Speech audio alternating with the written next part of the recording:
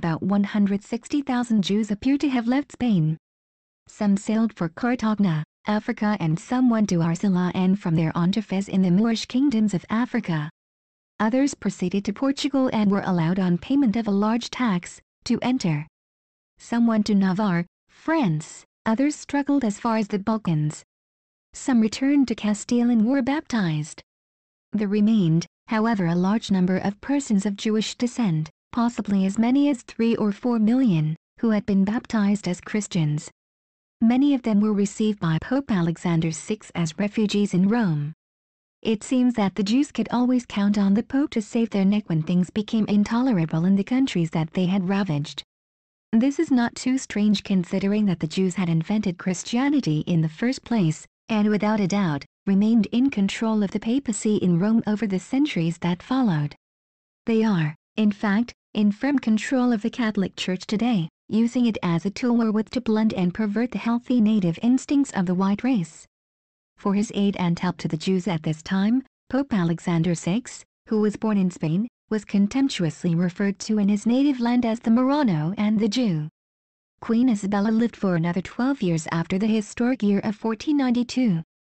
During this time many more honors were heaped upon her, and she also experienced many heartbreaks within the circle of her own family. I am, however, going to leave the story of Isabella at this point, since her most significant work had now been done. Her life story stands forth as a blazing epic in the history of the white race. But for her it is very probable that Europe would have been overrun by the black Muslims of Africa and would today be a bastardized race of mulattoes. Her genius, her zeal, and her determination stand as a beacon for all members of the white race, both men and women, to exalt and to try to emulate.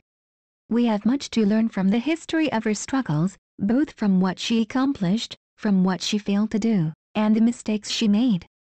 Her accomplishments are a vast inspiration to all members of the white race, and we can be tremendously proud of this great woman. Her life story proves to us that when our white race seems to have reached bottom, when the Jews seem to have completely destroyed every shred of decency and corrupted the government, the country, and all other institutions, and when things seem desperate and hopeless, the will, the genius, and the determination of one single person can in one lifetime change the situation from the lowest depths of despair to one of grandeur, pride and prosperity. We have seen how Spain was racked with crime, internal division, starvation, pestilence, and direly threatened by enemies within, and also without, her borders. We have seen how corruption had eroded the country from the highest office of the land, the throne, down to the lowest burgher in the village. We have seen how the black Moors of Africa had conquered and usurped the southern half of Spain and were threatening, not only the rest of Spain, but all of Europe. At 23 years of age, Queen Isabella could hardly have faced a more helpless and desperate situation.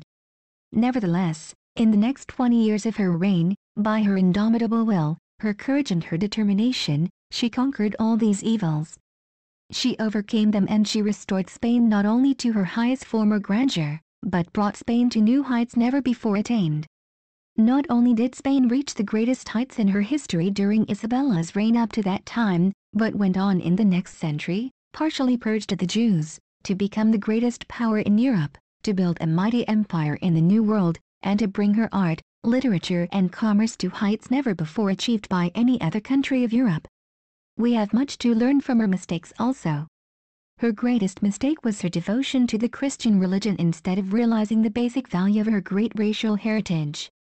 She was able to accomplish what she did, not because of any religious guidelines, but because of the quality of the blood that flowed in her royal veins. Because of her addiction to Christianity, she allowed the Jewish-dominated papacy again and again to thwart her determination to take the stringent measures necessary to totally rid her country of the Jewish pestilence. And in this whole question she made the fatal error of regarding the Jews as a religion rather than the parasitic race that they are. She made the fatal mistake of allowing them to deceitfully profess Christianity and then trying to convert them, instead of purging and expunging them from the country.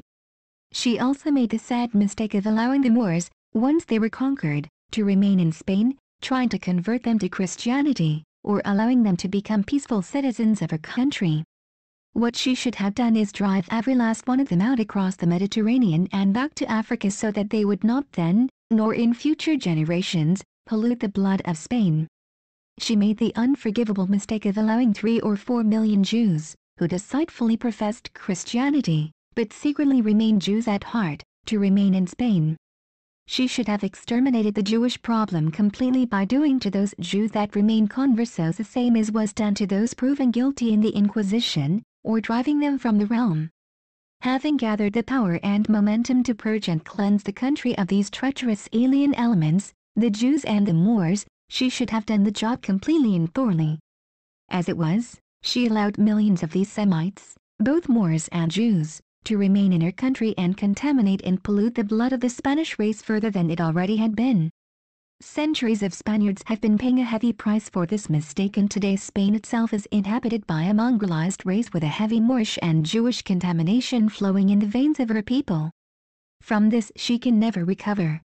Despite their pretended conversion, the Jews remain Jews, remaining there to forever betray and conspire with Spain's enemies.